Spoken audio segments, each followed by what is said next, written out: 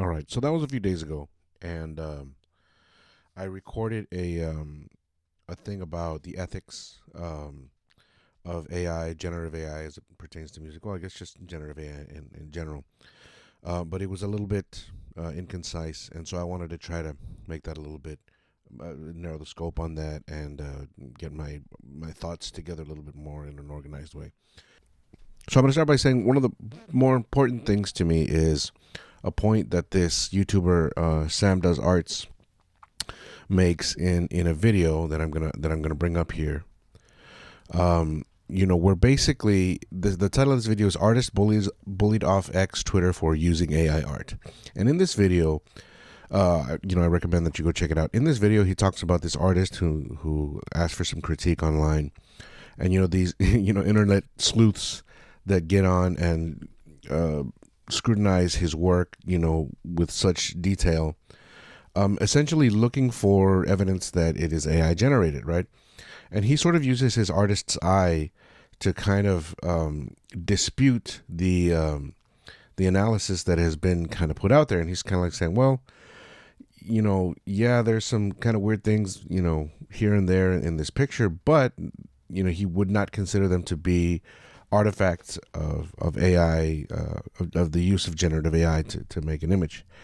He goes on this long thing about essentially how the policing of artists happens, and I think one of the main points that he makes is, number one, you really can't tell, no matter who you think you are and what you know and the amount of training you've put yourself through to, he says you really can't know, and it's not really worth bullying somebody off of a platform or bullying somebody at all, because you feel strongly one way or another,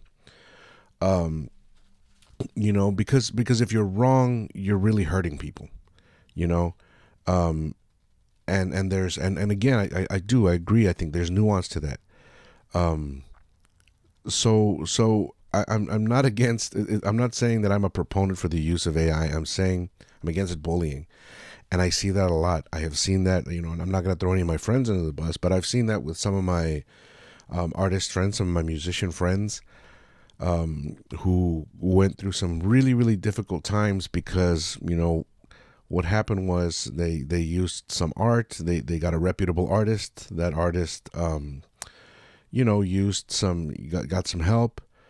And to their knowledge, to my friends' knowledge, they had no idea that AI was being used in any part of the process. But again, these internet sleuths came on and said, well, here's this and here's this, and started this really, really deep dive investigation. Then it becomes an issue of, my friend's band, who makes, excellent quality music and who has been making great quality music for a long time. For those who are unfamiliar with their music, start to call into question their overall ethics and the validity of their own artwork. And I think that's a huge problem. And I understand the thought process where you're going to say, well, if they're using AI to do this, then they're using it in other places. It's just like it's just like the Houston Astros, when they got busted cheating.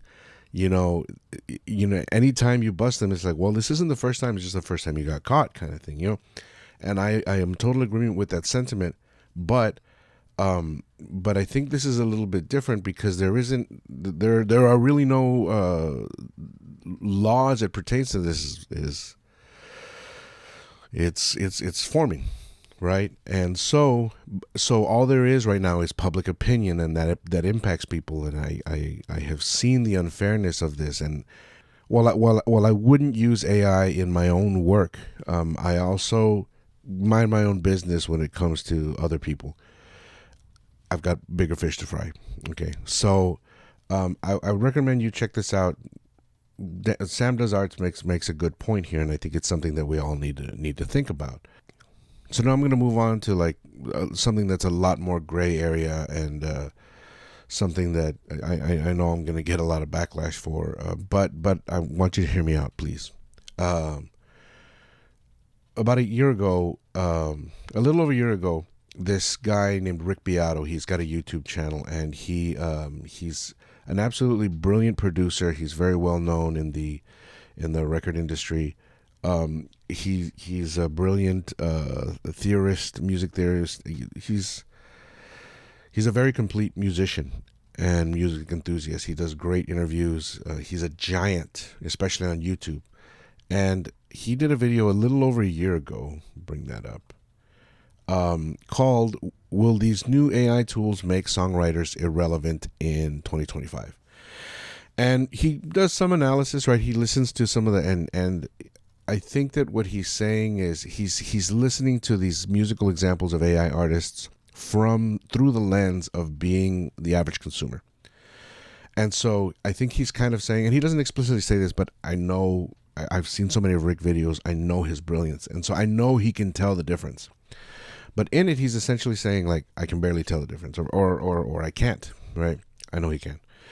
But the average consumer, that probably no way, especially if you were just listening passively. If you were on Spotify and you just kind of had it on a shuffle or on a playlist or something like that, and you and something pops up that's AI generated, I could very easily miss it if I'm not listening for it, right? And especially the average consumer. But I made a comment on this video a year ago, and my comment is right here. And I'm going to read my comment. I don't think you can see the whole thing, but see right there, I made this comment, and hear me out. I said the average person won't be able to tell the difference. I think for musicians, it's obvious that the voice and instruments are synthetic, but it's close enough, especially with everything auto-tuned to hell these days, which, by the way, is one of the reasons why I don't necessarily like listening to pop music or music that's in the mainstream, because they really, I mean, they're in a style. They're in a trend of, like, you just crush, the entire performance down to, like, everything's the same volume, and there's a lot less musicality and, the 4-chord song. And while there's nothing wrong with a 4-chord song, tons of great songs written in 4-chord song style, I want to hear some more efforts to be creative musically, right? Like, I'm trying to take away of anything lyrically, but you know what I mean? That's the trend, right? And so, what I'm saying is, like, this is why it's easy for AI to copy, because everything is kind of like a 4-chord song, you know what I mean? Well, a lot of things are. But I go on to say that's the rub. AI is only spitting out what it has referenced, and most of what is out there is poppy and auto-tuned to hell. All right, so I said that. Humans are already doing it. And my hope is that the market becomes so saturated with stuff that sounds so similar that it moves artists to take more risks that AI can't copy so easily, right? And so I said that a year ago, and I'm I'm getting a little bit on an ego trip here, because now let's say you're a part of the population that's looking at this issue, and you're saying, well, what's the point? We're going to push artists to create new things, and they're just going to get fed into an AI model, and then the AI model is going to be able to do it, and we're boned. Okay, so again, the alternative is basically to either bully creators, which I don't think bullying is that great of an idea, or to, like, sit by and wait for a solution. I mean, you could go protest on Capitol Hill with your picket signs, and I wouldn't discourage you from that. Civil disobedience is the mother of many of the great things that we have in our modern world. I wouldn't discourage you from civil disobedience, but I'm not going to roll over and just say, well, you know what, all of this is for nothing. That is a level of cynicism that I just refuse to engage in, and you should too. Because the enemy, again, is not the creator, it's not the worker, they're not the enemy. The enemy is really, it's greed. It's the CEO, Mikey Schulman, who's like, people don't even like creating music anymore. It's just too hard. They don't want to do it. They want to use my product. He's just making a commercial for himself. Is dependent on us not making music. His livelihood, the livelihood of OpenAI, of large language models and of generative AI and AI systems, they thrive from our inaction, from our refusal to create. And so don't give them that, you know? That's what they want. They want us fighting each other so that they can run off to the bank with all their money. But I really did. I thought, there are people way smarter than I am out there, way more creative, and they're going to be, like, how do we set ourselves apart? And I think the way you do that is you start going into areas of creativity that are pretty much untouched. And then a few months ago, maybe, I don't know, I want to say about, you know what? It must have been a while ago. It must have been about 6 or 7 months ago. I heard about this band on TikTok called Engine du Poitrine, right? And I saw those. I didn't know who they were or anything like that. I saw these great costumes, and I was listening to it, and instantly I was just like, holy goodness, this is amazing. And if you've heard of Engine du Poitrine, you either, like, it's a very good chance that you probably dislike it strongly. And you know what? That's your taste. You're welcome to you're absolutely welcome to dislike it.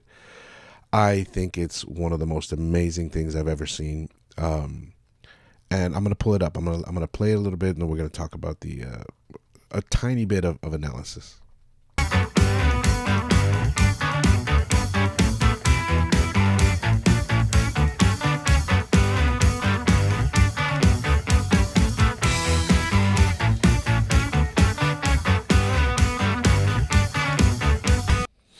Man, that's I don't know, man. It's what I call quality, Okay, so I don't know much about this band. I think they're Canadian, like they're French Canadian, and his costumes are awesome. And what I know, what I've heard about them, because I haven't heard them speak about this personally, is that their music is sort of a response to AI, to generative AI. Basically saying, like, well, we did something that AI couldn't, and which is brilliant in and of itself. But more than anything, I think it's they took on the challenge of creating something really, really wild. Now, this is microtonal music. Microtonal music is not by any means a new thing. Some cultures around the world, we call it, in the West, we call it microtonal music, but in other parts of the world, it's just music. And that's our sort of ego, our theoretical ego at work there.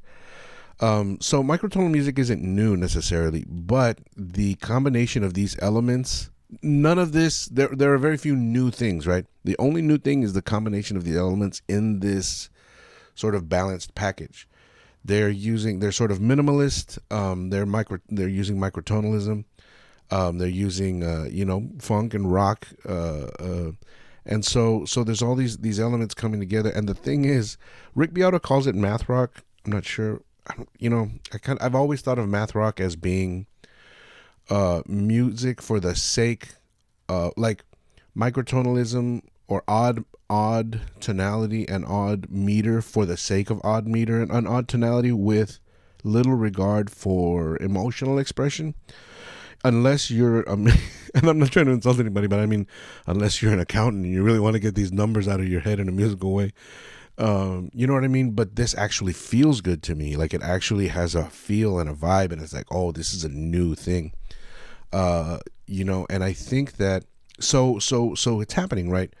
Artists are sort of like, nah, screw this. Like, we're going to do our own stuff here. I think it's brilliant. Absolutely brilliant. And I think that it brings me to one of my last points, which, in the interest of time, I'm going to bring up this guy. I've never heard of this guy. He's on a podcast with Neil deGrasse Tyson, who I'm not a huge fan of, because I think that while he may be a brilliant physicist, I mean, my feelings on his abilities as a physicist do not matter, because He is an authority beyond that does not require my approval. But when he ventures into areas where I don't think that he belongs, like counting the stars in the Titanic movie, that's where I start to get like, all right, Neil, you need to calm down a little bit. So this guy, I have no idea who he is. I've never heard of him before I saw this. The title of this video is Neil deGrasse Tyson and Jaron Lanier. I'm sorry if I'm pronouncing your name wrong. On the illusion of AI, or on the AI illusion. This guy, I saw some of this video. Smart guy, but he makes some assertions that I'm not sure I entirely agree with. But he asks a question here at the end, right? And he's talking about how people view AI as just sort of this robot black box, right? But that essentially there are people working here, and if you start to look at AI like AI as people, then your perspective might be able to shift a little bit. And so I'm going to play like a snippet of what he says, basically the question that he's asking. The thing is, if you recognize that AI is made of people, maybe you want to incentivize new classes of creative people who create new kinds of data for new things that we can't even imagine yet. And maybe there's an exponentially expanding endless future of new kinds of creativity that we can't articulate, with new people doing creative jobs we can't imagine. And I want to ask what's wrong with that future. I want somebody to tell me why we don't want that. That's how I've been trying to think about AI as well. Because mostly... But you have to not believe.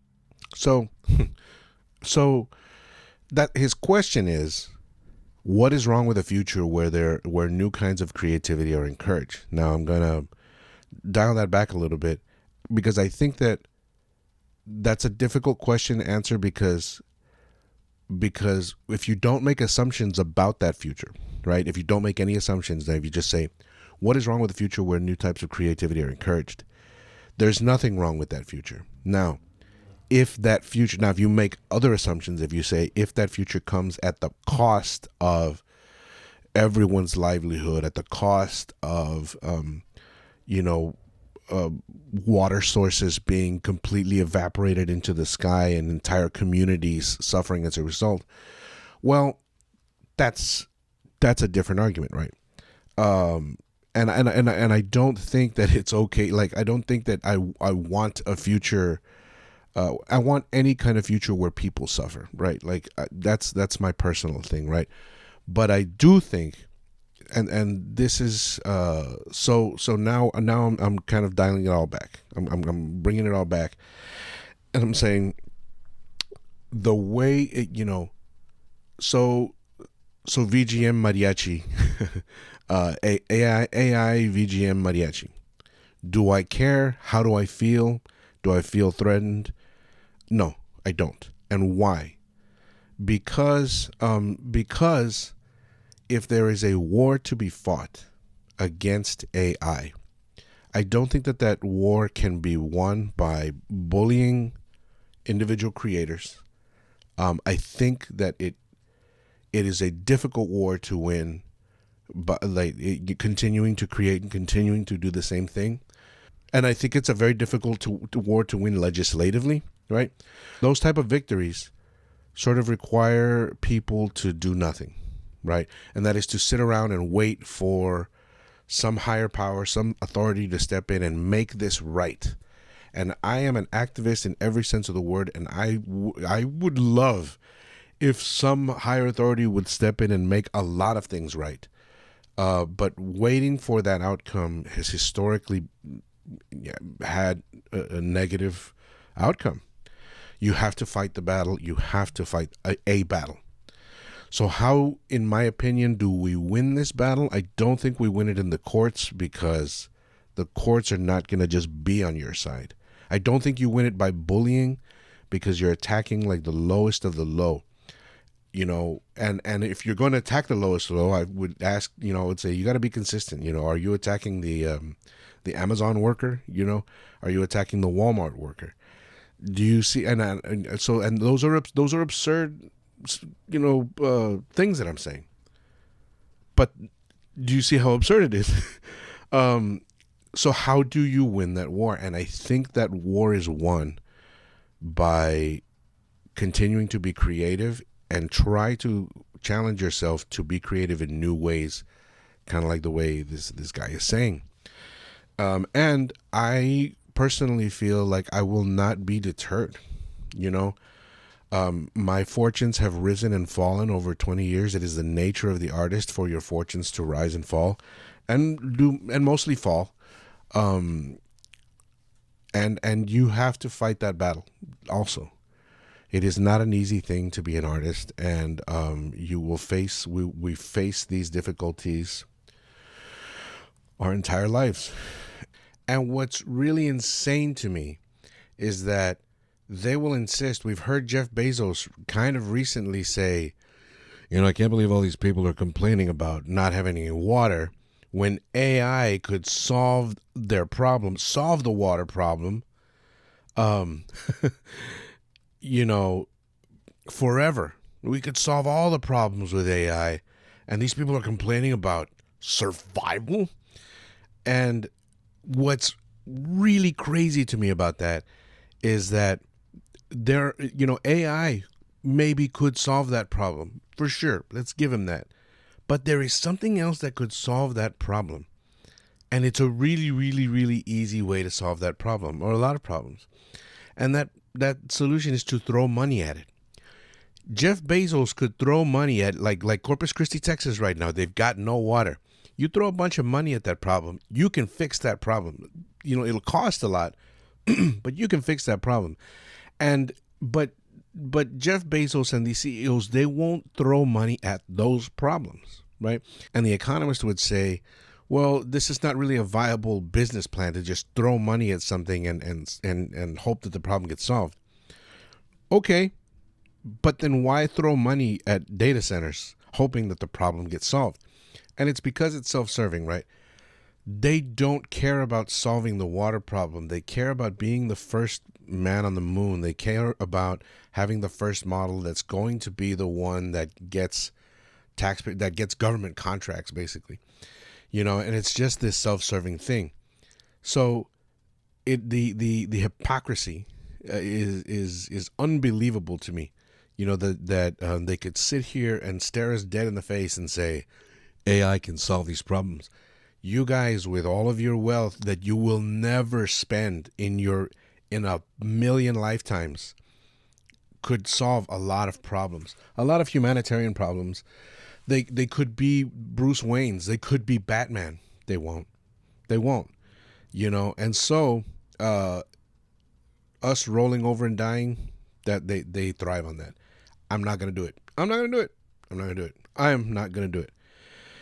And I will not listen to anybody who says there's no point because it's just going to get fed into it. Just not, you know. You know, you want to talk about stolen data, right? Like you know, Suno just stealing copyrighted work. You know, it's one of those things where I feel like you got to be careful what you ask for, because I'm not up to date on this, but I'm pretty sure like what's going to wind up happening is there's going to be a settlement. You know, that settlement is going to be a victory for Suno and companies like that, because they can afford it. You know, they can afford it, and they don't care, right? Like, they're banking on this. They're banking on the idea of like, well, just don't ask for permission, ask for forgiveness, because once that lawsuit is settled, then you can't stop them anymore, right? We've given the money, so get out of our way. And again, waiting for this problem to be solved legislatively, it's not going to work out. I'm not saying roll. I'm not, you know, I don't want to sound like a hypocrite and say roll over and die on the legislative side. But be careful what you ask for, right?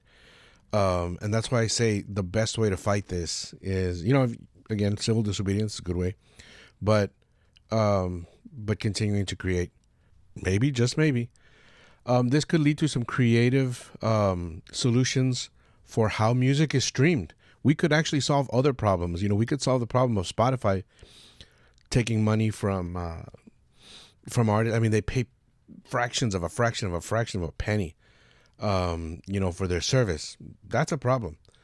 You know, when it comes to theft of content, man, like your content, as a creator myself, I'm actually less worried. I'm actually, and maybe I shouldn't be, but I'm less worried about Suno stealing my music as I am like regular old Facebook and YouTube and TikTok channels. You know how many times I go and I see my content screen grabbed by some other creator that has gotten, this happened to me with a Zelda video. Somebody screen grabbed my video and I had my watermarks, but it didn't matter because they just cropped it out.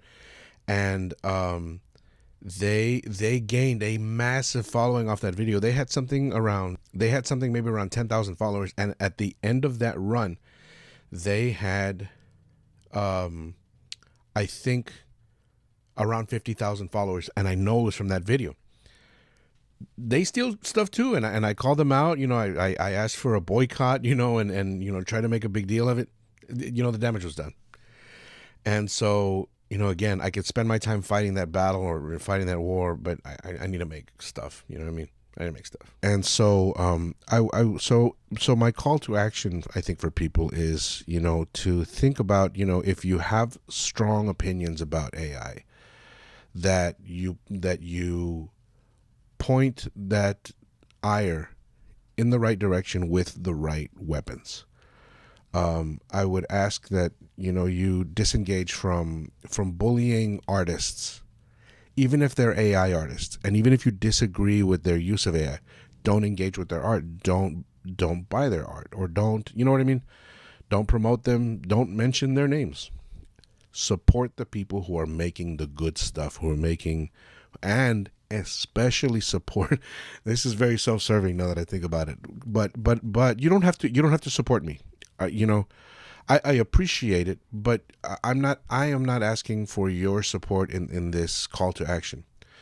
If there are artists like Angine de Poutuin, I have no stake in their success or failure, but I would say support them, make them bigger, because it encourages, number one, because I think it encourages other artists to take on that challenge.